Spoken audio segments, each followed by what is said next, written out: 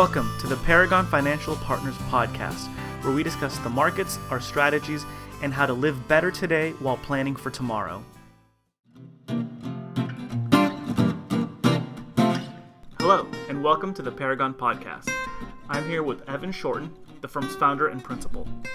Hello, this is Evan Shorten, and I want to thank everyone for tuning in to this episode. If you would like to listen to our previous episodes, you can do so at paragonfinancialpartners.com/media.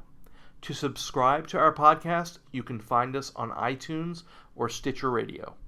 Today, we want to discuss a unique topic regarding a new type of savings vehicle for families who have members with disabilities. 529 ABLE or 529A plans are newly developed tax-free savings accounts that help families save funds for the financial needs of a disabled family member. 2016 marks the first year of availability for the 529 ABLE plan, which originates from the Achieving a Better Life Experience Act of 2014, also known as the ABLE Act. The ABLE Act allows an individual to establish a 529 ABLE plan if they have a disability that started before the age of 26.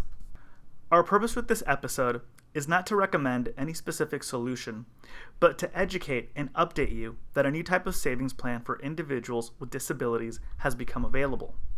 Our hope is to pass news on that may be relevant to our listeners and perhaps provide you with new resources or something to consider.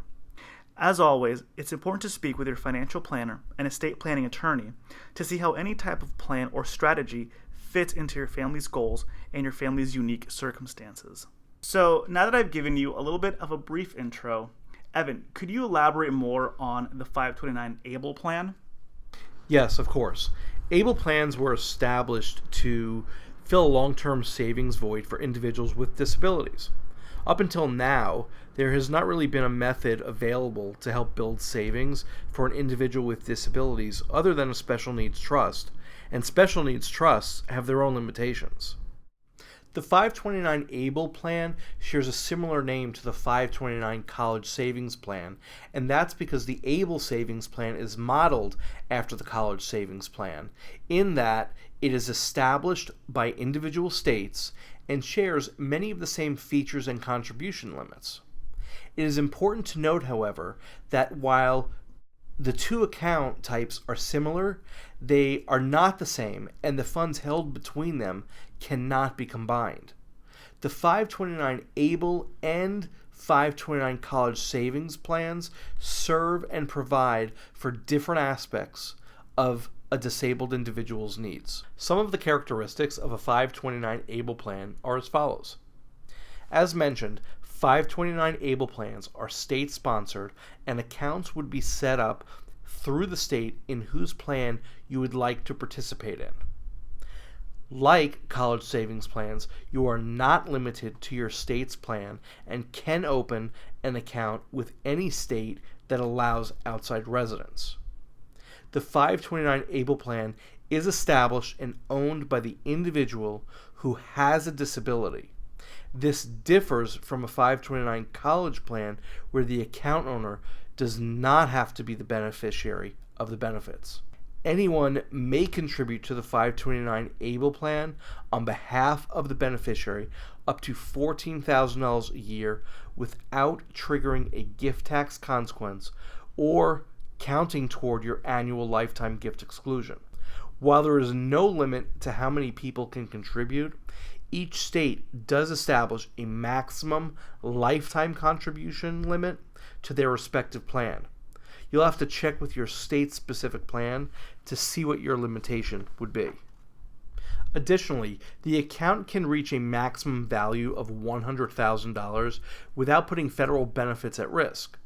If the account grows beyond $100,000, supplemental security income payments, different from Social Security, would be temporarily suspended until the account fell below $100,000 again. The account is exempt from tax and the earnings grow tax-free.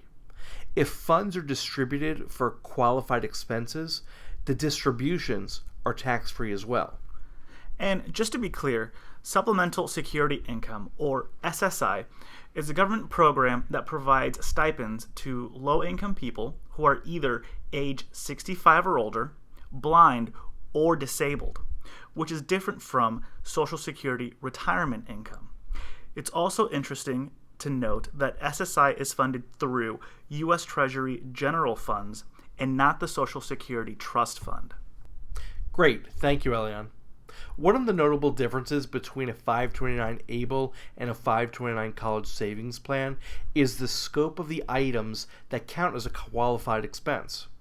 Whereas the 529 college savings plan limits qualified expenses to those surrounding the process of obtaining an education, the 529 ABLE account encompasses much more for the individual with disabilities.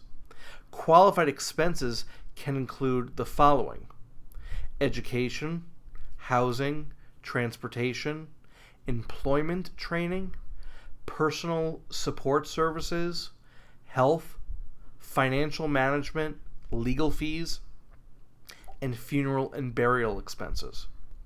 Please note, this is not a complete list of covered expenses, and to learn about what additional items are covered, it is important to consult with the plan document for the specific state that sponsors the 529 ABLE plan you are looking at. But as you can see, a 529 ABLE plan is designed to help provide for many day-to-day expenses. Okay, great. So, Evan, why have a 529 ABLE plan? I mean, what's the purpose of the plan? So as I briefly mentioned in the beginning, up until now, there has not been a way to help an individual with disabilities build long-term savings while being able to receive government benefits to assist them with their expenses. The individual asset limit for an individual to qualify for Medicaid and supplemental security income is ridiculously low, currently $2,000. That any individual who saves more than that amount may lose Medicaid and their supplemental security income benefits. It hampers the ability for someone with disabilities to financially overcome a short-term emergency. The workaround that individuals have typically used is to establish a special needs trust, and these types of trust have had their advantages. However, special needs trusts are expensive to establish as they require an attorney, and they may have annual maintenance fees associated with them as well. It all depends on how the trust is managed. Typically, there will also be a tax return that will need to be filed. Essentially, the costs of a special needs trust prohibit them from being viable options for many individuals and their families. Additionally, for those that do have a special needs trust, distributions from the trust must be for supplemental needs to avoid interfering with Medicaid or supplemental security benefits. Whereas we mentioned distributions from a 529 ABLE account can help cover a wide range of things. The establishment of the 529 ABLE plan now allows an individual with disabilities to save on their own behalf beyond the $2,000 individual asset limit without interfering with their government benefits. However, we have to note there is one potential drawback of the 529 ABLE account. If and when the account owner passes, any remaining balance in the ABLE account equal to the amount of medical assistance paid after the account is established would be distributed to the state, with the remaining amount going to the designated beneficiary. This is referred to as the Medicaid payback. I know that was kind of a mouthful and probably sounded a little confusing, so let me give you an example of what that means. Let's say an individual establishes a 529 ABLE plan today and over time saves $100,000 in the account. Let's say this individual also received medical assistance through Medicaid to the tune of $20,000 after having established the 529 ABLE account. Upon the account owner's death, the account would return $20,000 in Medicaid payback to the state, and the remaining $80,000 would then be passed on to the listed beneficiary on the account. It's important to note that only Medicaid funds provided after the account owner established the 529 ABLE plan are returned to the state. Anything received prior to establishing the account does not need to be paid back. Okay, wow. That's a pretty big drawback for this type of account then. Well, maybe. It could be more of a theoretical drawback than one that may actually happen in practice. And I say that because any Medicaid payback gets assessed against the value of the account only. It doesn't include any other assets the individual might have in a retirement account or a trust. Given the large number of expenses that count as qualified expenses, it really just means that this account should be one that gets drawn down first. Your financial advisor and legal counsel should take this into consideration as they create your long-term financial plan. Okay, thanks for pointing that out. We also want to mention that 529 ABLE plans are new. They're very new. The oldest account was established on June 1st of this year, 2016. At the moment, there are only 4 states with active ABLE plans: Ohio, Tennessee, Nebraska, and Florida, with 10 other states in the process of establishing their own plans. This also means that while the IRS created general guidelines for this type of plan, many states are still figuring the details of their own programs. Yes, I also want to stress, given how new these types of plans are, it is the utmost importance to discuss your interest in this type of plan with your financial planner and estate planning attorney. With that, we want to thank you for tuning into this episode of the Paragon Podcast. To subscribe to our podcast, you can visit us on iTunes and Stitcher Radio.